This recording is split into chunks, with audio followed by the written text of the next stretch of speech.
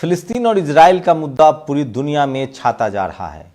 दुनिया का शायद ही कोई ऐसा देश होगा जहां फिलिस्तीन के समर्थन में मुस्लिम समाज धरना प्रदर्शन नहीं कर रहा है। लेकिन सबसे चौंकाने वाली बात है कि खुद नेतन्याहू के खिलाफ तेल अवीव में इजराइल में प्रदर्शन शुरू हो गया है।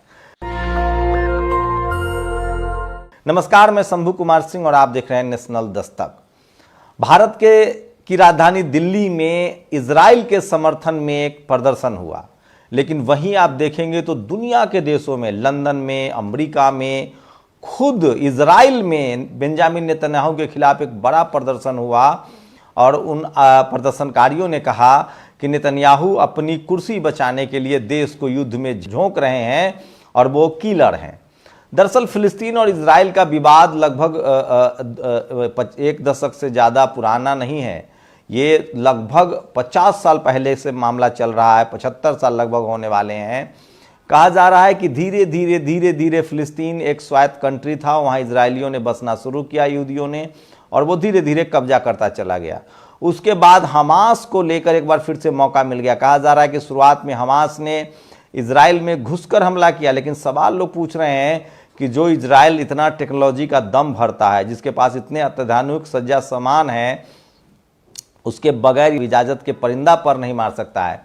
जो दुनिया भर को पेगासस उपलब्ध कराती है, जो कि मोबाइल का सर्विलांस है, तो इन तमाम टेक्नोलॉजी के बाद आखिर हमास कैसे घुस गया?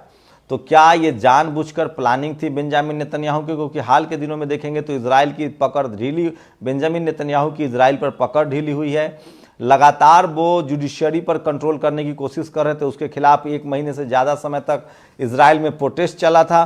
ये बात तो सही है कि इजरायली मारे गए हैं, हमास ने हमला किया है, तो सवाल है कि पता कैसे नहीं चला। लेकिन उसके बाद जब हमास ने हमला किया, उसके बाद इजराइल को मौका मिल गया और इजराइल ने लगातार गाजा पर बम गिराने शुरू कर दिए हैं और लगभग 10 लाख लोगों को आदेश दिया गया है कि आप गाजा का जो उत्तरी छोर है उसको छोड़ के आप दक्षिण की तरफ चले जाइए।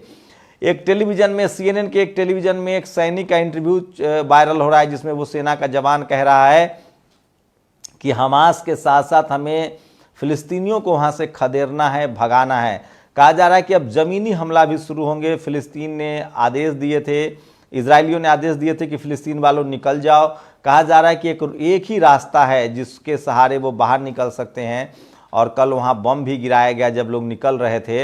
हमास वाले कह रहे हैं कि रुकिए, लेकिन आम फिलिस्तीनी हमास के साथ नहीं खड़ा है, वो वहाँ से निकलना चाह रहा है, अपनी जान बचाना चाह रहा है। लेकिन सबसे बड़ी बात है कि दुनिया के तमाम देशों में, इंग्लैंड जो कि फिलिस्तीन के साथ नहीं खड़ा, इजराइल के साथ खड़ा है, इंग्लैंड हो, अमेरिका हो, दुनिया के तमाम देशों में उसके पक्ष में प्रदर्शन हो रहे हैं, फिलिस्तीन के लिए प्रदर्शन हो रहे हैं।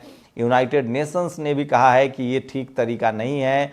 भारत सरकार का खुद ऑफिशियल बयान है विदेश मंत्रालय का कि हम मतलब सोवरन फिलिस्तीन, मतलब एक स्वायत्त फिलिस्तीन के समर्थन के पक्ष में है।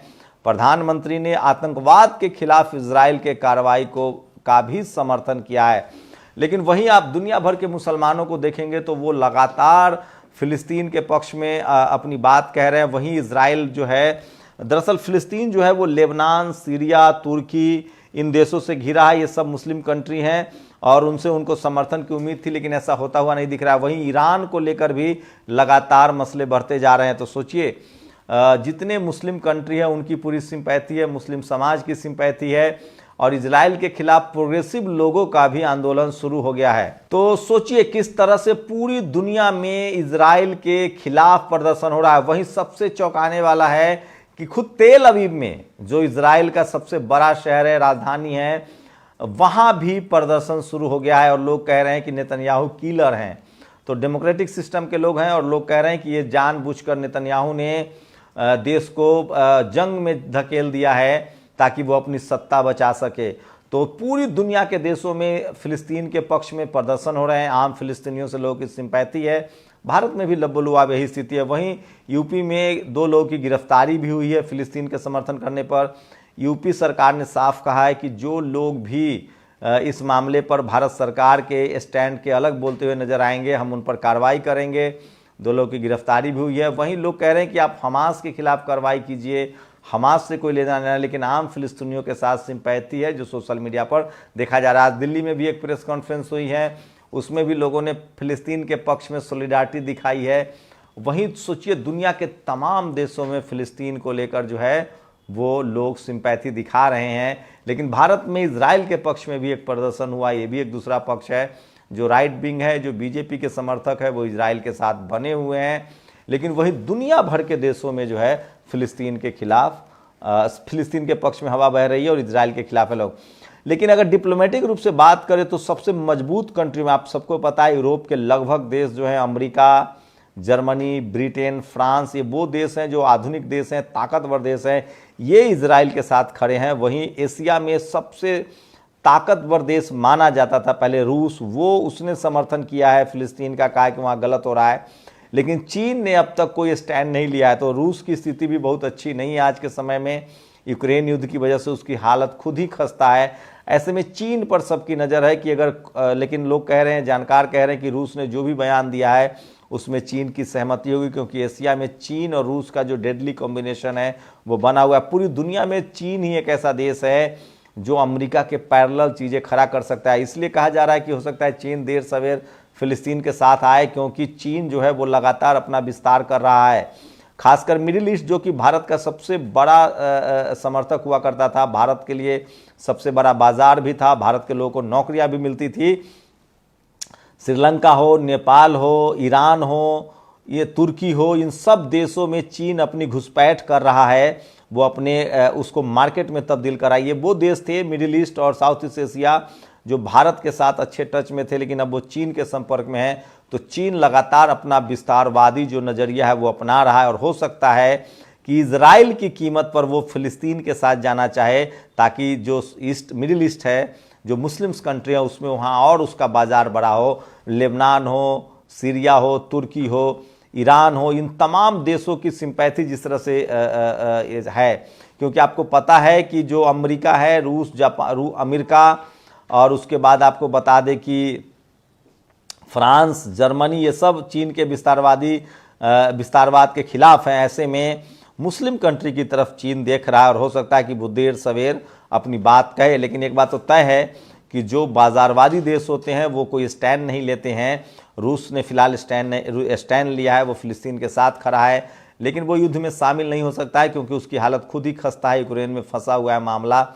चीन के स्टैंड पर सब कुछ निर्भर करता है। लेकिन मुस्लिम कम्युनिटी दुनिया के किसी भी देश में रह रहे हैं, वो फिलिस्तीन के पक्ष में सॉलिडारिटी दिखा रहे हैं, सड़कों पर निकल रहे हैं। खासकर जॉर्डन है, लीबिया है, सीरिया है, तुर्की है, लेबनान है, ये तमाम देश है, ईरान है, यहाँ सॉलिडारिटी दिख रही है। यूरोप के देशों में, स्पेन में, अमेरिका में, इंग्लैंड में, इन तमाम देशों में एक लहर चल रही है, और फिलिस्तीन का जो आम फिलिस्तीनी है उसको समर्थन कर रहे हैं। लेकिन सवाल है कि एशिया में जब तक चीन मुंह नहीं खोलता है तब तक फिलिस्तीन के साथ शायद ही कोई खड़ा होना चाहे, क्योंकि जिस तरह से अमेरिका इजराइल के साथ लड़ रहा है, रूस की हालत खस्ता है, ऐसे में चीन पर सबकी नज़र है।